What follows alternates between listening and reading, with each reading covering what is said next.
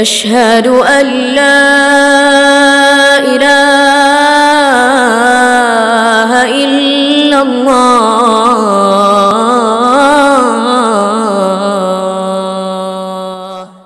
Arkanus shaum, rukun berpuasa. Arkanus shaum thalathatun, rukun puasa ada 3. Yang pertama an-niyah, niat. Ya. Niat ini di dalam puasa, khususnya dalam mazhab kita, mazhab Imam Syafi'i, niat itu harus ditabhid fi kulli lailah. Harus diucapkan setiap malam. Dalam mazhab kita, mazhab Syafi'i. Kalau di malam, satu malam kita tidak berniat atau lupa niat, maka puasa kita tidak sah. Satu malam di 30 malam atau 29 malam kita nggak niat, maka puasa kita tidak sah. Oke? Terus, kalau nggak sah kita boleh makan minum? Tidak boleh. Walaupun puasa kita dianggap tidak sah, kita sampai waktu maghrib tidak boleh makan, tidak boleh minum. Kenapa? Supaya jangan memudahkan untuk menggampangkan masalah urusan niat ini. Oke. Loh, gimana bahaya dong kalau kita misalnya nggak niat atau lupa niat? Ada caranya. Nanti ketika pemerintah menetapkan tanggal 1 Ramadan mulai besok, setelah sedang itsbat, maka kita boleh mentaklid dengan mazhab Imam Malik. Mentaklid dengan mazhab Imam Malik. Imam Malik mengatakan niat itu cukup di malam pertama untuk 1 bulan. Cukup di malam pertama untuk 1 bulan. Maka jangan pernah lupakan ini. Taraweh, saya ingatkan kepada BKM, khusus di malam pertama, bilang sama ustadznya atau BKM yang berbicara, untuk mengingatkan para jamaah, malam pertama jangan lupa niat untuk sebulan ikut mazhab Maliki. Apa faedahnya? Ingat, kita mentaklid mazhab orang di sini. Tapi kita tetap harus pegang dengan mazhab kita, mazhab Imam Syafi'i. Ketika kita mentaklid mazhabnya orang, itu bukan berarti kita bebas meninggalkan mazhab kita. Enggak. Mazhab kita tetap harus dijalankan. Tapi, karena kita sudah mentaklid, berniat dengan caranya Imam Malik untuk 1 bulan penuh. Allahumma, ketika kita di malam-malam tertentu di bulan Ramadan lupa niat, kita nggak dianggap langsung semerta-merta tidak boleh puasa. Kenapa? Kita sudah masih mentaklid dengan mazhab Maliki yang untuk sebulan. Tapi selagi masih ingat, masih ya betul-betul kita masih tahu kita harus niat, ya tetap tiap malam harus niat. Karena apa? Mazhab kita, mazhab Syafi'i mengatakan tiap malam harus niat. Mazhab Maliki ini untuk jaga-jaga, supaya jangan kita bisa 1 hari 2 hari, kan bahaya juga kalau tidak berpuasa hanya karena tidak niat. Walihada ini penting. Nggak usah lagi lah saya bahas-bahas masalah dalil-dalil ya, kenapa kok niat ini segala macam, udah capek kali masalah kayak gitu terus. Walhasil, kapan kita wajib berniat? Sebelum masuknya waktu subuh. Selagi sempat kita berniat, niat. Kalau sudah masuk waktu subuh, maka tidak sah untuk kita berniat. Ya. Juga mungkin sering terjadi, ini bakal jadi pertanyaan, boleh nggak makan di saat masih sedang azan? Kapan sih kita itu nggak makan lagi? Batasannya itu kapan kita nggak makan? Secara simpel memang, kalau bahasa secara fikihnya, saya akan mengatakan kita tidak boleh makan lagi itu daripada tulu'ul fajar, terbitnya fajar. Masalahnya kita kan nggak tahu lagi kapan sih fajar itu terbit. Betul-betul secara hukum falakinya itu, hukum ilmu falak, kapan fajar terbit kan nggak nampak lagi sama kita. Tahunya kita fajar terbit atau enggak, ya paling dengar suara azan. Azan bisa jadi imam itu atau muadzin itu terlambat semenit, terlambat 2 menit, apalagi pas lagi sahur. Kita nggak tahu, dia pula yang lagi makan, mau muadzin, tunggu dulu, selesaikan makanan dia dulu.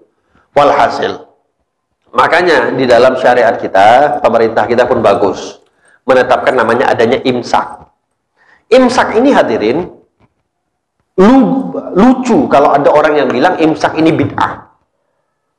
Imsak ini sunnah. Zaman Nabi SAW itu para tabi'in nanya sama sahabat, berapa lama sih kalian itu menahan makan, tidak makan lagi sebelum masuk waktu subuh? Kata sahabat, dulu di zaman kami bersama Nabi Muhammad itu dengan jarak 40 sampai 50 ayat. Sebelum masuknya waktu fajar kami udah nggak makan minum. Makanya pemerintah kita buat 10 menit sebelum masuk azannya subuh. Tapi ingat, bukan berarti kalau sudah masuk waktu imsak nggak boleh makan minum. Enggak, masih boleh makan minum.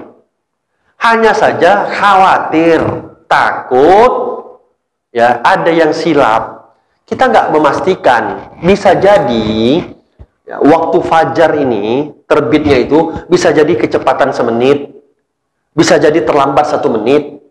Memang nggak terlalu lama atau nggak terlalu cepat untuk terdahului atau terlambat. Tapi kan kita menjaga-jaga, khawatir. 10 menit itu waktu aman. Tapi ingat, saya katakan tadi, kalau misalnya mepet kali, terbangun pula pas lagi udah imsak, silahkan makan, nggak apa-apa daripada tahan lapar. Tapi hati-hati, jangan sampai masuk waktu fajar. Patokannya apa? Wah, ini banyak nih ulama-ulama broadcastan menyebar. Ulama-ulama WhatsApp banyak menyebar. Selagi azan berkumandang, maka masih boleh makan. Nah, besok Masjid An-Nur cari cari orang yang azannya panjang-panjang. Kalau bisa setengah jam. Biar puas kita makan setengah jam, nah, nggak apa-apa selagi masih azan. Ini logika yang salah. Ini pemahaman yang salah. Di awal Allahu Akbar, tak boleh lagi makan minum. Yang di mulut, keluarkan. Keluarkan. Nah, makanya sahur itu kalau udah mepet-mepet, jangan makan sambal. Bendanya dikeluarkan, rasanya masih di dalam. 1 harian awak tahan pedas, gak bisa minum. Kalau mepet-mepet, kalau waktunya panjang terserah, makan rendang, makan sambal, makan kari, gak apa-apa. Nah, ini perlu diperhatikan. Gak ada lagi pemahaman-pemahaman selagi masih azan. Logikanya kan begitu saja. Kalau memang sepanjang azan kita boleh makan, ya gampang saja. Saya suruh semua masjid kita panggil muadzin yang panjang-panjang, atau muadzinnya siapa? Dr. Heri. Baca banyak, panjang-panjang bacanya, jangan cepat-cepat kali, biar puas kita makan dulu. Tapi gak kayak gitu caranya. Ya, maka ini tidak dibolehkan. Oke, itu yang pertama, niat.